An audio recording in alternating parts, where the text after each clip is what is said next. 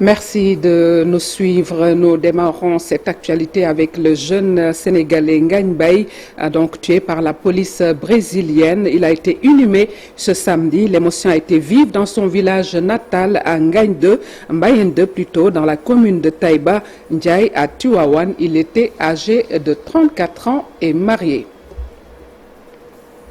Autre fait de l'actualité, le monde de la culture qui s'investit à Djignaki, théâtre d'une attaque perpétrée par des hommes armés lundi 14 avril dernier, donc qui a enregistré, rappelez-vous, un militaire mort et une personne disparue à Ziguinchor en marge d'un festival d'art urbain. Des artistes promettent de sensibiliser au mieux les populations pour un retour au calme. Voici Boubacar Seck. Il est le secrétaire général à la Maison de la culture urbaine de Ziguinchor. Il est au micro de Boubacar Diassi et de Lamine Mandjan. Nous sommes ici en Casamance. Vous voyez, c'est notre particularité. Nous sommes habitués à ces faits et nous prions vraiment à Dieu pour que ces choses cessent. Mais c'est notre particularité, quoi. Si vous êtes né ici à Ziguinchor, dans la région de Casamance, je peux dire, ces choses-là ne peuvent pas freiner. Au contraire, ça sera maintenant un autre plus de sensibilisation encore et de parler à la population pour mieux le conscientiser, mais aussi pour mieux aussi parler de ce problème qui persiste tant et de trouver aussi des solutions à l'endroit de nos autorités, à l'endroit de l'armée, à l'endroit de l'État, mais aussi à l'endroit de nos parents rebelles pour parler avec eux. Vraiment, il est temps de trouver la paix. La population en a besoin et nous tous, voilà, cette guerre ne nous mène à rien, donc nous prions vraiment pour que les choses reviennent à normal. Je dirais que parce que le thème de ce festival, c'est le hip-hop, un socle de développement. Alors nous ne pouvons pas parler de développement sans la paix.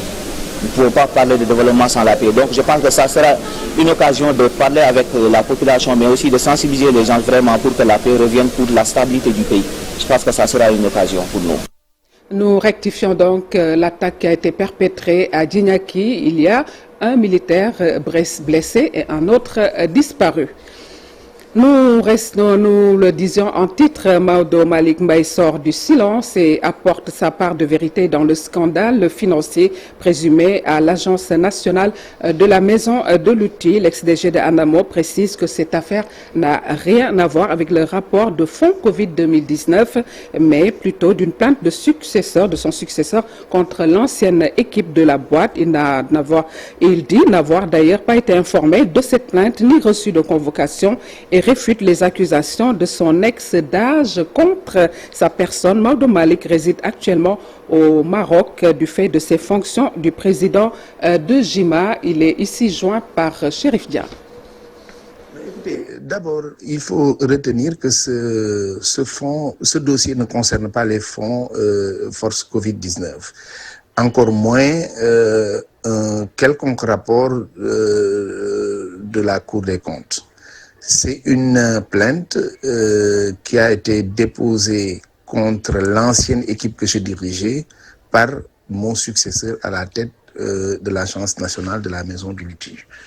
Et autrement dit, ce que je peux dire de manière très claire, c'est que durant toute ma présence au Sénégal, je n'ai pas été informé officiellement et je n'ai pas été convoqué officiellement.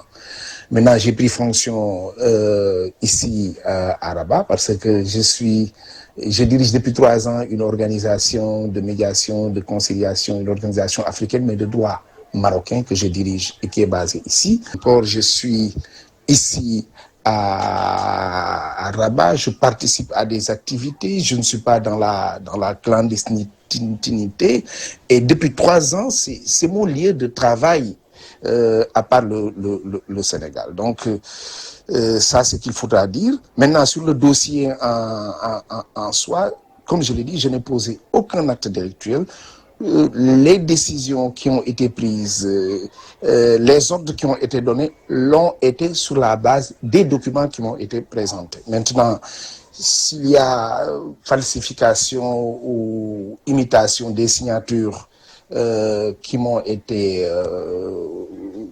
présentées et sur la base desquelles la décision a été prise, je pense que les enquêtes sont en train de déterminer cela et de situer les véritables responsables.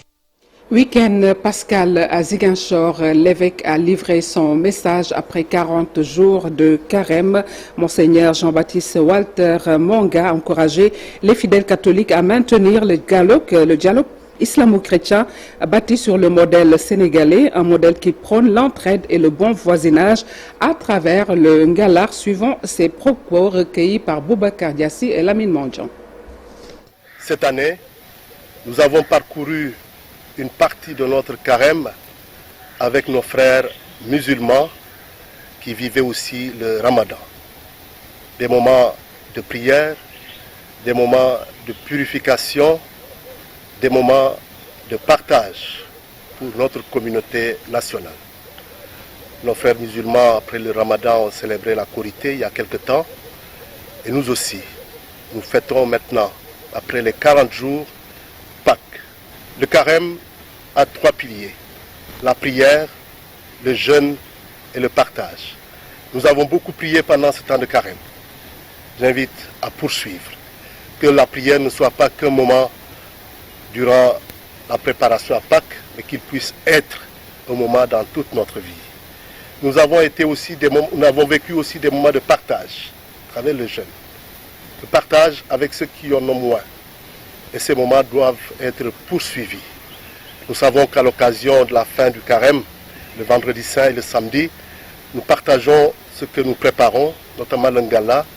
Ce n'est pas un geste juste symbolique, il doit être un geste profond qui montre notre particularité sénégalaise. J'encourage vraiment, pendant ces fêtes, à partager avec tous les autres ces moments de joie. Et ensuite, nous avons eu le jeûne qui nous rappelle que l'homme ne vivra pas seulement de pain, mais de toute parole qui sort de la bouche de Dieu. Le jeûne qui doit nous apprendre à relativiser la nourriture en se disant qu'il y a une autre nourriture qui est celle de la parole de Dieu.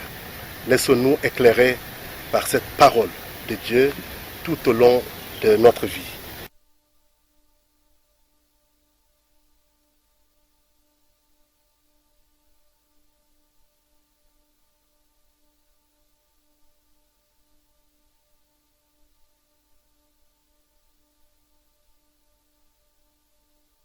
Voilà, donc un week-end pascal où TFM déploie ses antennes à Ziguinchor. Vous aurez des envoyés spéciaux depuis la région sud.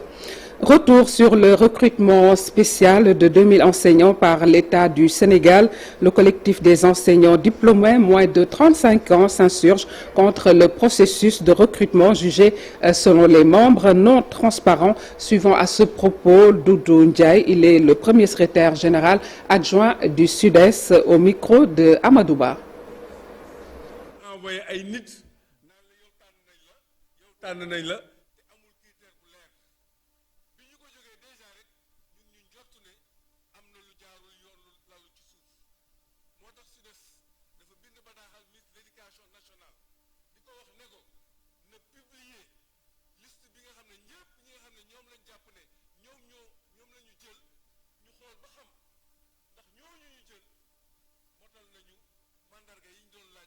Voilà, nous reviendrons sur cet élément dans nos toutes prochaines éditions. Opération de déguerpissement au marché de Thiaroye, c'est dans la banlieue dakaroise. Les commerçants du parc Gage s'opposent à ce qu'on appelle une décision de la mairie qui, selon eux, impactera durement sur leurs conditions de vie. Pour l'instant, la police a suspendu le plan d'action. Voici la déclaration de Ngagne Amar, un des commerçants joint par Abdoulaye Anne. C'est une situation qui dépasse les bornes. Situation que nous déplorons. C'est dans le cadre du Djibouti. On ne peut pas concevoir des faits, de parfaits faits se repassent. Nous déplorons toute situation. On n'est pas prêt pour serrer l'emprise. Parce qu'on ne peut pas déplacer des milliers de jeunes dans un cadre qui connaît le Sénégal, dans une situation qu'on ne peut même pas comprendre. C'est des pères de famille qui passent tous les jours ici, qui gagnent leur pain ici. Ce qu'on veut, désormais, on ne peut pas concevoir qu'on donne ça à Fallou Ndiaye. Si le maire est prêt à revendre, il n'a qu'à nous vendre nous-mêmes, on est prêt à acheter. C'est ça qu'on voulait. Au chef de l'État, son premier ministre, et plus particulièrement au ministre de l'Intérieur. Donc, la police est intervenue. Depuis 9h, 10h, 11h, ils étaient là en déguerpir. Vers 13h, la police est venue et est intervenue et bloqué le système.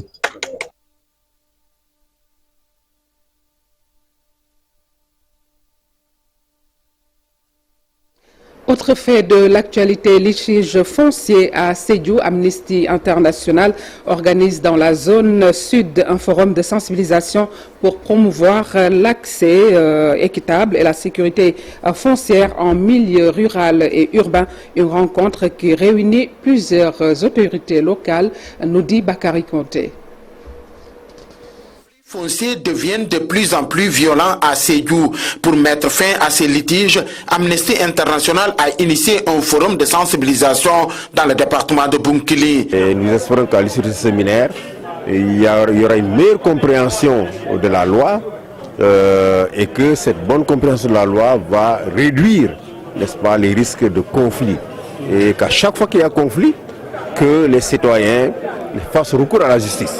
Et le président du tribunal était très clair sur les recours qui sont possibles, qui sont très efficaces, n'est-ce pas, et que les citoyens doivent privilégier en lieu et place de la violence. Moussa Diémé, participant, avance que les populations doivent savoir la répartition des terroirs comme prévu par la loi 64. La loi 64 46, les terroirs doivent être composés des zones d'habitation, les zones de pâturage, les zones de culture, etc. Donc, si tout le monde comprenait ça comme ça, on allait même, au moment de création des villages, et introduire cette répartition-là. Donc, ce qu'on appelle aujourd'hui les POAS, les plans d'occupation et d'aménagement des sols. Donc, si tout le monde comprenait comme ça, on allait régler quand même le problème de conflit. Ça allait contribuer un peu à régler le problème de conflit entre agriculteurs surtout et éleveurs. Vu la gravité de la situation, le préfet de Bounkiling, Boubacar Bayunko Sagnan, recommande la décentralisation de ces forums. À l'issue de cette réunion, on a émis entre autres recommandations d'approfondir ou de décentraliser la formation au niveau des arrondissements. Comme ça, on va élargir le champ d'application de la formation. Donc au-delà des élus territoriaux et des chefs de village, donc on doit aussi cibler les conseillers municipaux parce qu'il faut rappeler que c'est le conseil municipal qui fait les délibérations pour l'affectation et la désaffectation des terres du domaine national. Après Sédhiou, ces forums de sensibilisation seront organisés dans les autres régions du pays. Au chapitre éducatif, le Sénégal compte former 5 millions de techniciens à l'horizon 2050 avec un résultat intermédiaire de 700 000 en 2029. Le ministre de la Formation professionnelle et technique s'est prononcé à Richard Toll. C'est dans le cadre d'une convention signée entre l'État du Sénégal, Devlux, la compagnie sucrière sénégalaise et 5 écoles de formation dans la zone nord, nous disent Ousseynou Diop et Habib Seck. De convention entre l'État du Sénégal, la compagnie sucrière sénégalaise et l'IXUDEV vise à former 5 millions de jeunes d'ici 2050. Le premier résultat est attendu en 2029 avec un premier lot de 700 techniciens agricoles. Une initiative saluée par les responsables de la compagnie sucrière sénégalaise et l'ambassadrice du Grand-Duché de Luxembourg. L'essence du référentiel des politiques publiques en matière de capital humain. Vous en comprendrez bien l'intérêt pour nous en tant que premier employeur privé du pays. Nous avons constaté avec satisfaction que la République du Sénégal en a fait un axe majeur de développement en affirmant sa volonté, je cite, de développer progressivement. Cette signature vient couronner une démarche de partenariat innovante, facilitée par le ministère de la Formation professionnelle, par le Fonds 3FPT. 5 écoles de formation de la zone nord vont accompagner ce programme. Le but est de former des jeunes qualifiés prêts à intégrer le marché. Le partenariat permettra l'adaptation des curricula aux besoins réels du marché du travail, en particulier dans les filières agricoles, industrielles et logistiques. La formation duale avec le programme École-Entreprise, où les apprenants passeront 80% de leur temps en immersion dans les usines et champs de la CSS. Avec ce nouveau programme, l'État du Sénégal va lutter contre le chômage des jeunes. Le gouvernement va également maintenir les techniciens agricoles dans leurs zones respectives. Le secteur de l'artisanat au Sénégal peine à décoller face à la concurrence étrangère. C'est le cri de cœur du collectif And Sam Suñu Liñu Mom. Comprenez, préservons ensemble notre patrimoine. Ces cordonniers craignent pour leur survie et invitent l'État à revoir l'importation de chaussures en prélude à la fête de la Tabaski. C'est un reportage signé Cherante Diop Seylatir.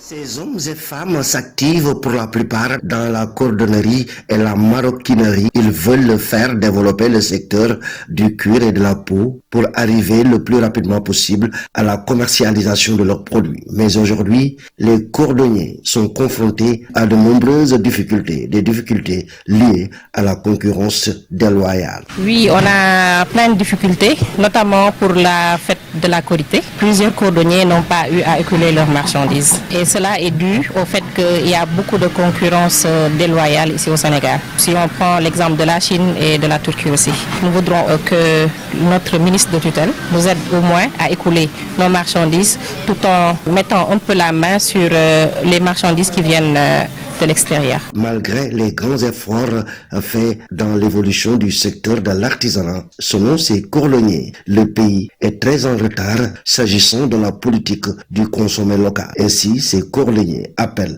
l'État et les communautés locales à s'identifier dans ce concept. Nous attendons que les Sénégalais suivent le pas de l'État du Sénégal, parce qu'on a vu que ce soit le président, le premier ministre et plein de gens dans le gouvernement ne font que consommer local et promouvoir la consommation locale. Alors on attend que la population sénégalaise en fasse de même. Ils sont venus de toutes les régions du pays. Ces cordonniers ont mis en place un collectif dénommé Sam Liñu Mom pour concrétiser les opportunités potentielles.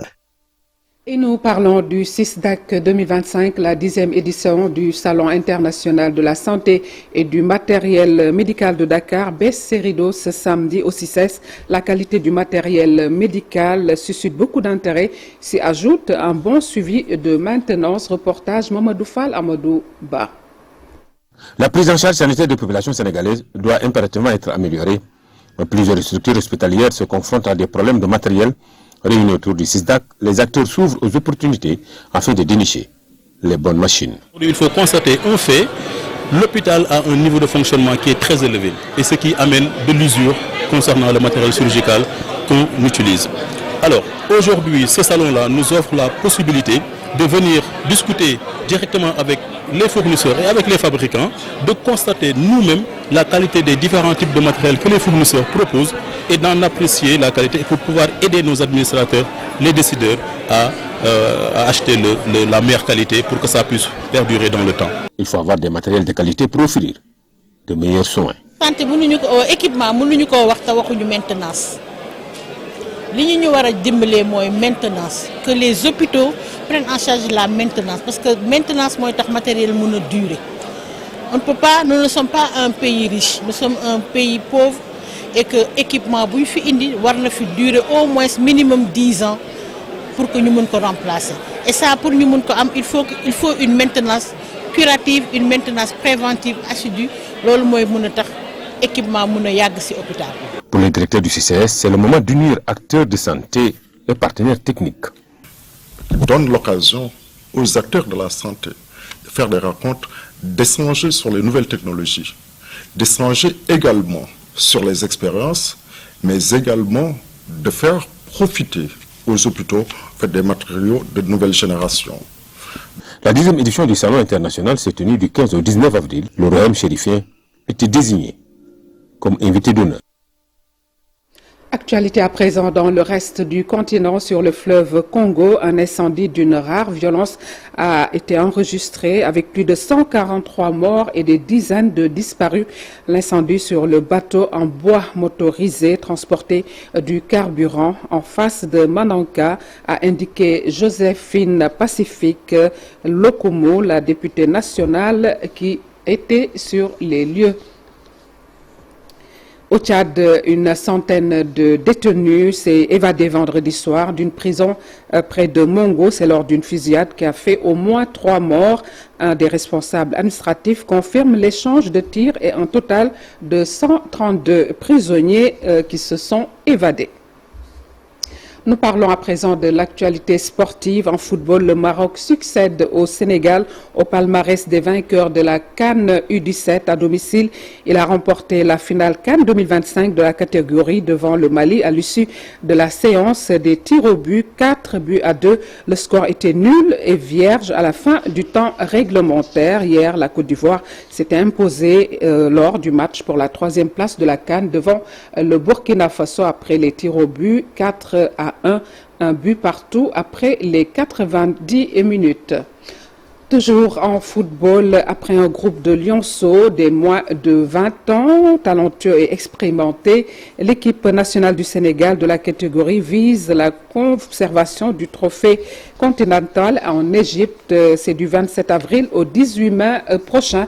Un objectif qui doit passer par l'humilité et la détermination sur la pelouse. Reportage Cher Sadi Boudjara. L'équipe nationale U20 du Sénégal, bien parée pour aller défendre son titre à la CAN de la catégorie en Égypte du 27 avril au 18 mai prochain. On pense avoir les meilleurs joueurs. C'est un mix entre les U17 voilà, qui avaient gagné la Coupe d'Afrique et les garçons qui nous avaient qualifiés à l'UFOA. Et là, on a la chance d'avoir des garçons qui sont partis, qui vont revenir pour renforcer l'équipe, des garçons qui ont un peu d'expérience. Aspirer à aller loin dans cette compétition, il faut s'attendre à tous les adversaires possibles. Et là, je pense maintenant, on s'oriente plus ou moins vers ses adversaires. Regardez leur dernier match, comment ils ont joué. C'est important parce que une partie c'est toi, l'autre partie c'est les adversaires, comment ils jouent, le système, leurs individualités. Et là, on est sur ce travail pour être prêt le jour J. C'est des gens talentueux vraiment qui pourront nous donner un coup de pouce. Des fois de match amical, là on est en train d'aller à Thiès pour avoir des conditions de match officielles. On a joué avant-hier contre Gorée, on va jouer contre Tenguet aussi aujourd'hui. Je pense que c'est par le seul moyen qu'on pourra essayer voilà, de rendre ces jeux compétitifs. Voilà, pour aller conquérir plus ou moins ce titre et pourquoi pas. Conserver le titre continental, entre autres objectifs, en Égypte. Par rapport au talent qu'on a, si on mouille la main, si on est prêt à mourir sur le terrain, je pense que là on pourra voilà, prétendre avoir quelque chose. Il est facile de gagner, je pense, mais il est plus difficile de se maintenir au sommet. Et je pense que si on a cette chose, c'est qu'on est en train de conscientiser les gens voilà, pour qu'ils soient très humbles, très discrets et que tout se passe par le travail. Je pense que ce sera une compétition très élevée. Chaque nation voudra gagner ça, mais nous on va y aller étape par étape. La première chose c'est déjà de se qualifier d'abord à la Coupe du Monde. Et c'est important que les garçons continuent à progresser, continuent à jouer des compétitions. Et c'est ça qui fera que demain on aura des joueurs prêts pour l'équipe nationale. Une ambition qui passe par une bonne tenue dans le groupe C face à la Centrafrique le 2 mai, au Ghana le 5 mai, à la République démocratique du Congo le 8 mai. Toujours en football, les préparatifs des matchs amicaux Irlande-Sénégal du 6 juin, puis Angleterre-Sénégal se passent bien selon Maître Augustin Senghor, le président de la Fédération sénégalaise de football qui espère une revanche des Lions sur les Three Lions, estime toutefois le coût des rencontres très cher. Suivons-le.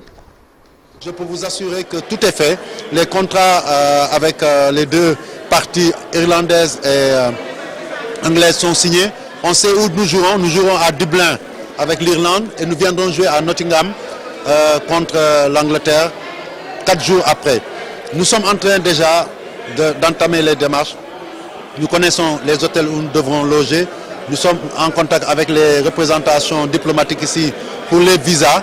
Le coach est en train de continuer à faire son travail et nous l'espérons, nous touchons du bois, qu'il va récupérer tous les joueurs chevronnés qui étaient absents lors de la dernière campagne. Et avec ça, nous pourrons d'abord aborder ces deux matchs avec beaucoup d'espoir, répéter nos gammes, essayer de les gagner si on peut, parce que c'est une belle revanche contre l'Angleterre. C'est cher, nous avons déposé la fiche d'opération auprès de l'autorité. On verra comment ça va être traité. Ça tourne autour d'à peu près 250 millions, non compris les billets d'avion. Parce qu'on s'en sert pour préparer donc, les qualifications à la Coupe du Monde, mais pourquoi pas aussi la prochaine CAN en décembre 2025, parce que nous avons énormément de challenges à relever avec cette équipe-là. Et se qualifier en Coupe du Monde 2026, essayer d'aller à la reconquête du trophée continental qui nous a échappé.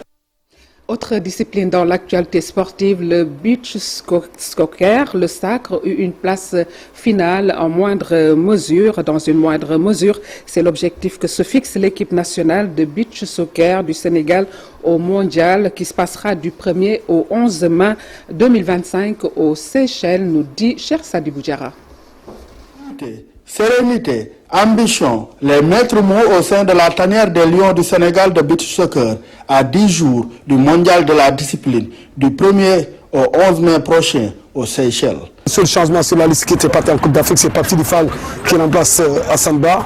Pour plusieurs raisons, c'est des choix tactiques, techniques et aussi des performances, mais quand même Hassan c'est un joueur techniquement bien. Mais là c'est un problème de choix et voilà, même c'est lui aussi le gardien qu'on n'a pas appelé aussi parce que voilà, il y a Alceni qui est là, il y a Ousseynou Ba aussi, l'un des meilleurs gardiens du championnat Sénégal, et Alceni on ne présente plus dans ce championnat, donc les deux autres on les souhaite le meilleur, et après voilà, maintenant le reste comme je l'ai dit, on est sur la dernière ligne droite, on doit partir le 22 Inch'Allah aux Seychelles, et arrivé là-bas, on a un match le 25 contre l'Italie. Je pense que le groupe vit bien parce que quand je ne suis pas là, tu ne sens pas que le coach n'est pas là. Parce que maintenant, chacun joue un rôle et après, voilà, ça se joue sur des détails.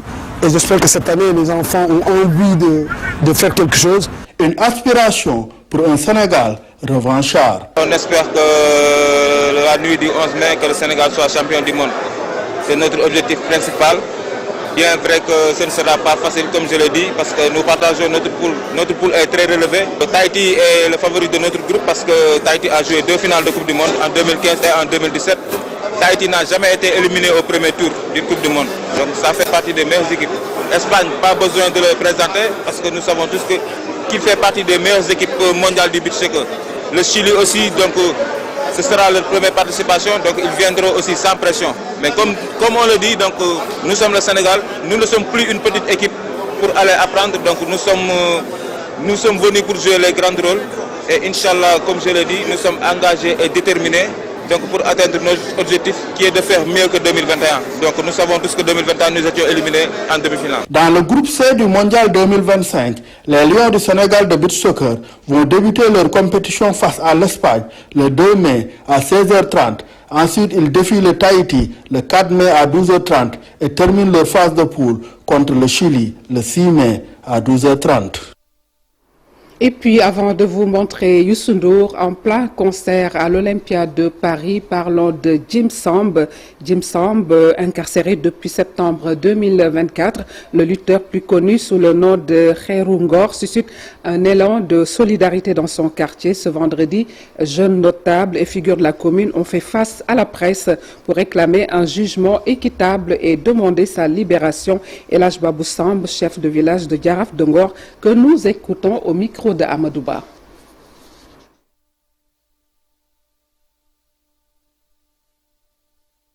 Après, nous parlons de ce concert à l'Olympia de Paris. À l'instant même, Youssou N'Dour qui enflamme la salle Olympia de Paris. C'est la seule date parisienne de la tournée européenne du nouvel album intitulé Éclairer le monde. Youssou N'Dour en fusion avec son public du Super Étoile, toujours fidèle au rendez-vous. C'est Abdoulaye Cissé qui nous entraîne dans les coulisses de l'Olympia. Suivez avec nous.